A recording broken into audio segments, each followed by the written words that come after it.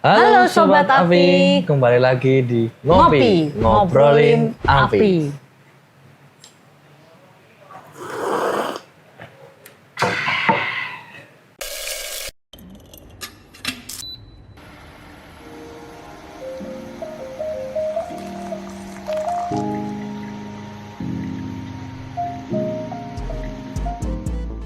Oke, di Ngopi kali ini kita mau bahas apa nih, Nes? Kita mau bahas pertanyaan dari Sobat Api aja nih, San. Pertanyaan apa itu? Pertanyaan nih ya. Jadi pertanyaan gini, San. Apakah air laut bisa dipakai untuk memadamkan kebakaran? Nah, kalau menurutku pribadi ya, San, sebenarnya bisa-bisa aja, San. Iya, betul, Nes. Kalau air laut itu bisa aja buat padam kebakaran, karena dalam penanganan kebakaran itu biasanya lebih sering menggunakan air yang jumlahnya lebih banyak. Sedangkan air laut itu jumlahnya kan banyak banget ya, Nes ya. Iya, unlimited ya, San ya. Iya, Jumlahnya makanya. itu kan tak terbatas ya. Kemampuan untuk memadamkan apinya itu juga sama dengan air tawar, Nes. Namun semua itu ada tapinya, Nes. Tapi apa, San? Ya, karena kandungan garam dari laut itu terlalu tinggi, Nes. Ya.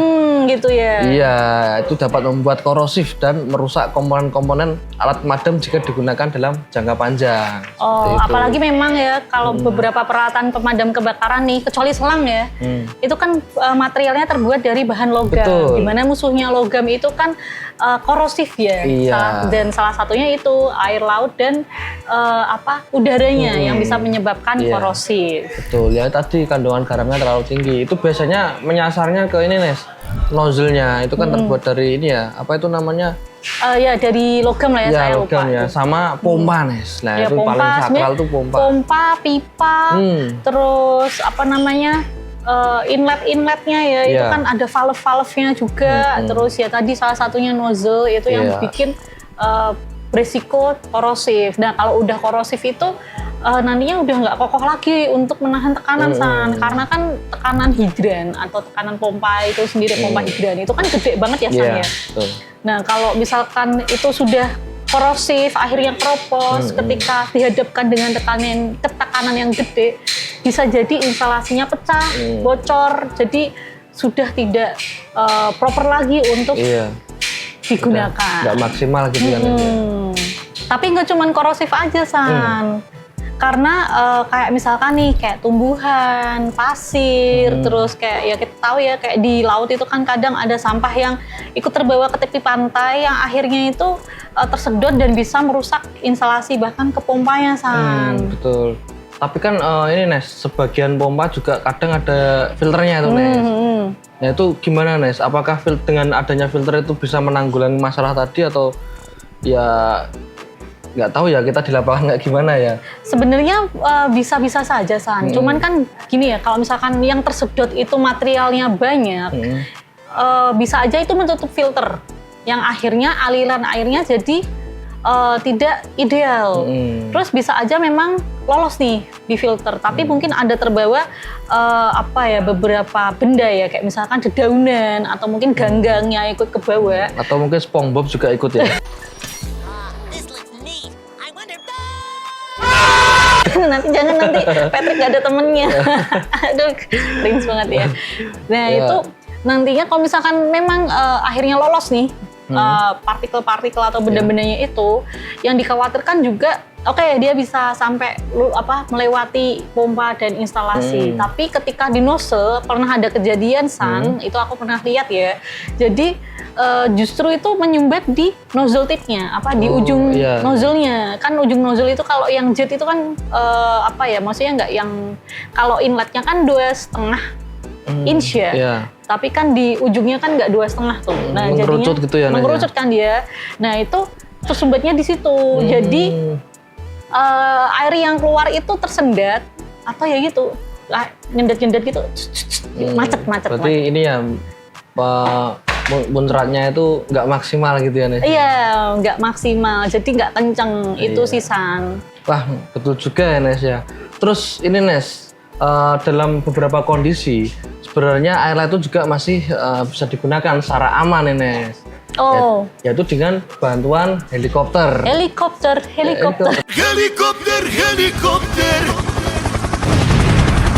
Ya, dengan catatan ini ya, area kebakaran itu tidak berjauhan dari sumber air. Kalau misalnya kita membahas tentang laut berarti nggak berjauhan dengan laut ya tentunya gitu. Nah, namun untuk meminimalisir resiko di lautan, nah itu biasanya pilot helikopter itu lebih memilih sumber air yang tenang. Seperti kayak danau, terus gitu rawa, atau bahkan mungkin juga bisa di kolam renang warga ya, milik pemukiman seperti itu. Jadi, ya kita tahu sendiri lah Nes, ke cuaca atau kondisi di laut itu susah banget diprediksi. Iya sih ya, mungkin anginnya juga semribit, kenceng, takutnya nanti malah terombang-ambing helikopternya. Jadi bencana baru nanti. Iya, aduh, malah jadi musibah nanti. Iya. Terus sebenarnya tuh penggunaan helikopter ini sebenarnya bukan penyelesaian ya, bukan solusi yang tepat-tepat banget nih. Iya, apalagi di Indonesia ya Nes ya. Nggak semua area punya helikopter, terus juga misalkan ada orang nih, misalkan Crazy Rich ya, yang punya helikopter kan juga nggak mungkin.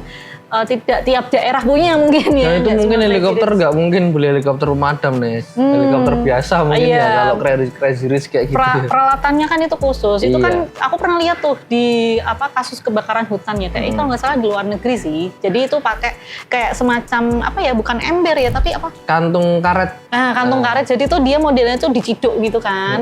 Terus airnya tuh diangkat tuh. Nah ketika sampai ke titik kebakaran, baru kantungnya itu dibuka. Pakai sistemnya dia ya, karena memang dia itu helikopter khusus kan, jadinya airnya ngebiak tuh namanya jatuh ke area titik kebakaran. Nanti mungkin ini dikasih ilustrasi biar sobat api tergambar ya. Editor tolong ya. Ya itu, soalnya itu kan modelnya kayak kita menimba di sumur Nes, kita menjatuhkan ember, terus nunggu dia tenggelam baru diangkat.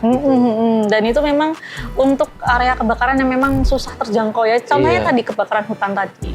Tapi kalau pemukiman kan biasanya yang sering kita lihat tuh truk damkar ya. Ya sering banget pakai truk damkar. Atau mungkin mobil-mobil relawan gitu juga banyak. Itu pakainya sih pompa portable sih Nes menurut. Iya benar. Karena nggak mungkin dong bawa pompa hidran yang segede itu, ada tiga rangkaian.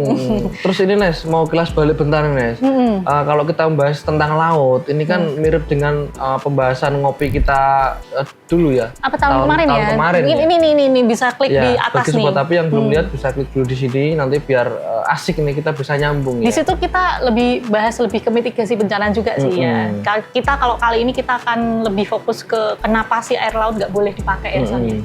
Ya itu karena kasusnya kemarin tuh di hotel atau resort? Iya resort itu resort mewah kebakaran. Jadi itu kan kasusnya itu kan resortnya itu modelnya itu villa-villa itu San. Dan itu villa-villanya itu menggunakan material mudah terbakar seperti dari atapnya itu dari jerami sama kayu-kayu ya Nes. Betul. Nah itu kebakaran di Delalah di pulau tersebut tuh nggak ada armada damkarnya. Karena itu mungkin kalau bisa dikatakan itu memang pulau kecil ya Nes.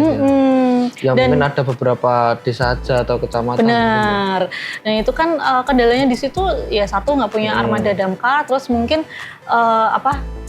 ya namanya kejadian musibah seperti itu kan tanpa diduga-duga ya San ya. Mungkin terus juga ini Nes, di pinggir laut itu juga kondisi angin juga kencang. Perambatan api juga cepat.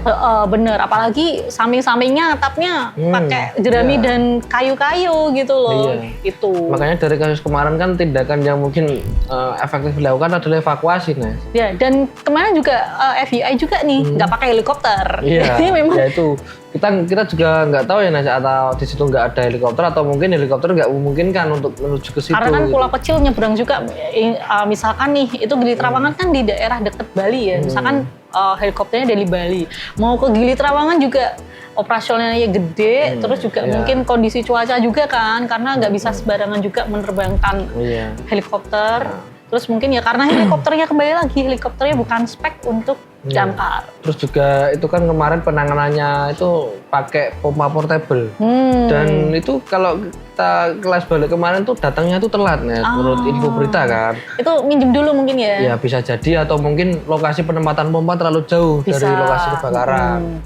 Nah itu juga bisa menjadi pertimbangan Nes. Kalau misalkan kita punya aset yang mungkin yaitu tadi di tengah-tengah pulau kecil dan mungkin kita belum memikirkan nih apa dampak yang akan terjadi, terutama resiko kebakaran. Ya mungkin itulah yang perlu dipertimbangkan juga ketika mungkin ini mungkin nggak cuma tugasnya pemilik bisnis ya, tetapi juga pemerintah daerah untuk lebih memperhatikan resiko-resiko yang mungkin terjadi dan mengancam keselamatan nyawa masyarakatnya nih. Ya FYI aja buat sobat api nih ya, sebenarnya tuh di Gili Trawangan tuh sudah tersedia alat padam api ringan atau APAR. Tapi kan dari berita yang kita baca itu kebakaran tidak ada yang mengetahui, dan ketika diketahui itu api sudah besar.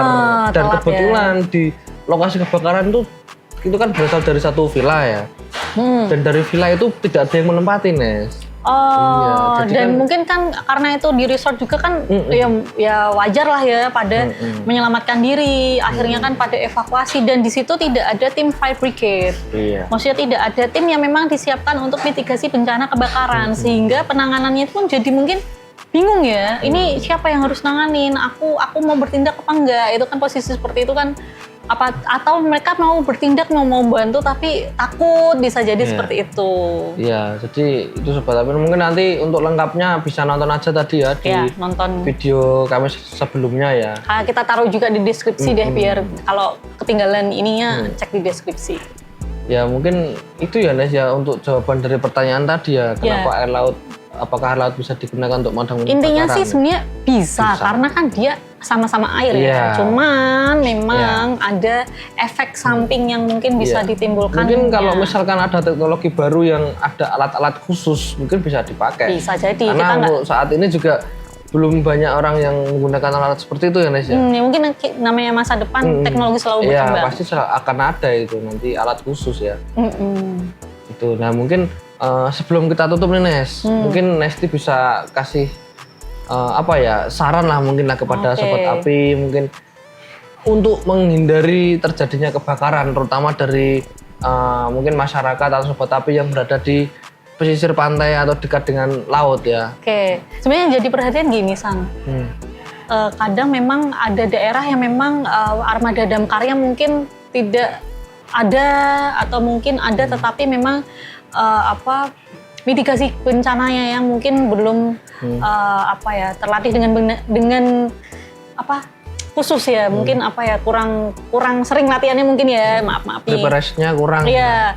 Jadi mungkin kayak misalkan pertimbangan juga kayak area-area yang sempit, kayak misalkan mungkin kayak resort itu kan juga nggak bisa tuh mobil damkar lewat, mungkin nggak bisa sampai dalam. Nah itu perlu dipertimbangkan juga armada atau mungkin alat pemadam kebakaran yang memang bisa menyesuaikan untuk area-area tersebut. Contohnya kalau misalkan mobil damkar nggak bisa masuk nih, ini sebenarnya juga berlaku juga untuk pemukiman padat ya.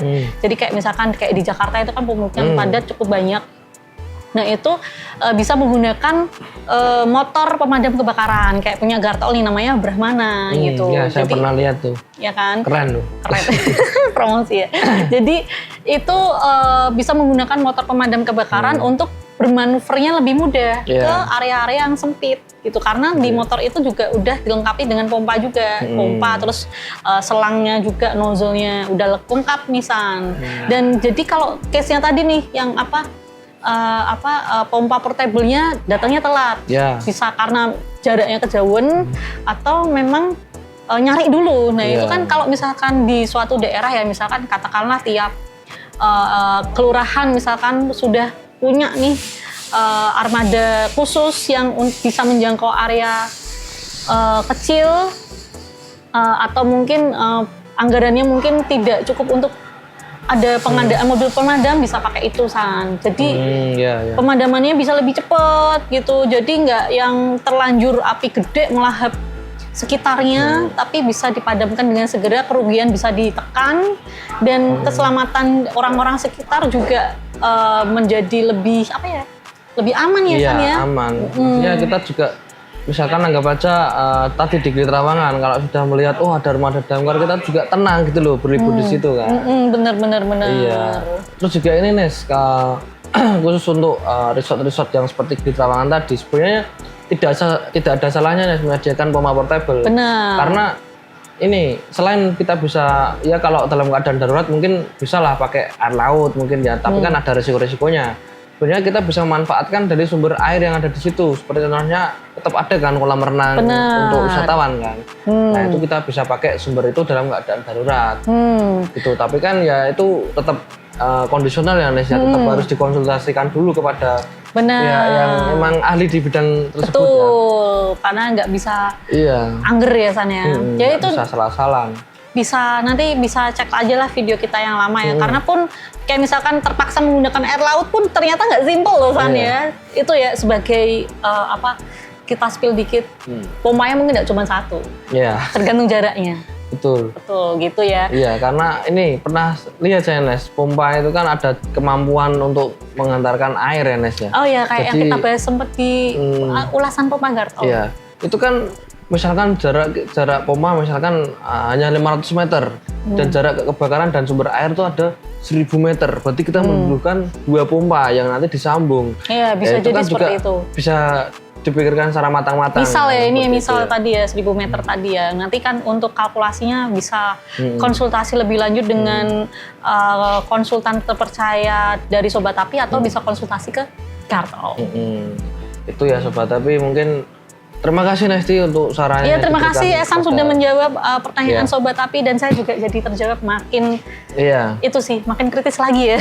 Iya, makanya itu. Jadi nanti bagi Sobat Api yang bertanya, loh itu pertanyaan dari mana? Ya terserah, itu nanti kita tetap ambil siapa yang tanya kita jawab. Iya, mau tanya di IG, TikTok, YouTube, Facebook, kita sebisa mungkin mencoba menjawab pertanyaan semua Sobat Api. Bahkan dari DM pun kita kita gubris kok. Kalau misalkan kiranya ini pertanyaan udah banyak yang tanya, ya kita jawab lewat Japri. Misalkan ini urgent, belum banyak yang tanya, kita buatkan video seperti ini biar lebih asik aja ya Nes ya. Iya, kita ngopi bareng ya.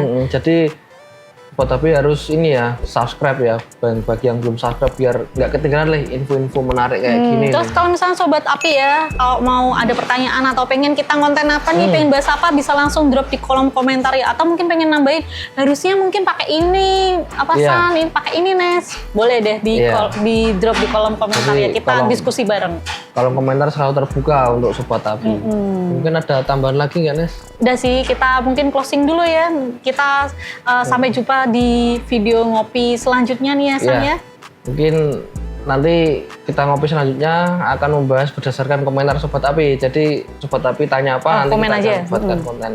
Seperti itu, terima kasih Sobat Api sudah menonton sampai selesai. Semoga video ini bermanfaat dan jangan lupa like, komen, dan share ke rekan-rekanmu supaya mereka juga bisa tahu video-video kayak gini ya. Terima kasih, God all.